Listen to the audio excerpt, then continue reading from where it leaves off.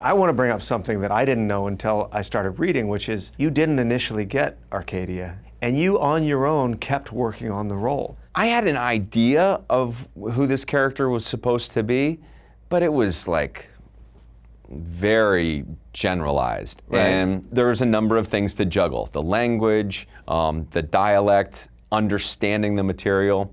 So I go in for the audition, and Daniel Swee, the casting director, he gives me some direction after the first reading. And I kind of knew what he meant. It was about being self-conscious and entertaining yourself. There's this tutor who's stuck in this job. He wants to be Byron. He knows Byron. But the best that he can do in his life right now is tutor this precocious girl.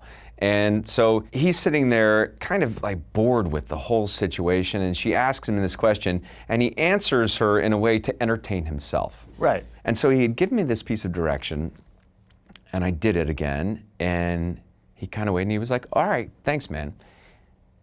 I walked out of the building at Lincoln Center, I'll never forget, and the door closed behind me, and I was like, oh, fuck, I know what he meant. Oh, my God.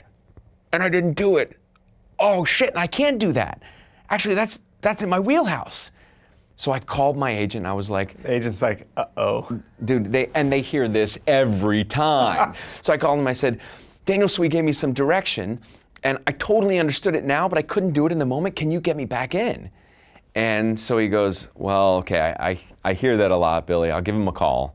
So he called Daniel, and Daniel said, no, Billy did fine. He's just not quite right for the part. And I was like, all right, bummer. But how awesome that I understood that piece of direction. So I was just there with this material, and I would invite this friend of mine who was an actress as well, and I'd say, you want to come work on this scene with me? You know, and so we started working on this scene together just as a way of improving our skill set. Then 2 weeks went by, and I got the call that they hadn't been able to find anybody for Septimus, and would I come back in? And I'd been working on this thing, so I knew it back and front. And I walked in, and I was like, I'm ready. We did it. He was like, what the fuck was that? And I go, I understood what you meant, man. Like I needed a little bit of time. I'm kind of slow. And he's like, all right, Trevor Nunn's gonna be here tomorrow. You're coming in for him. Came in for Trevor Nunn, and the next day, it may have even been that afternoon, I got the part.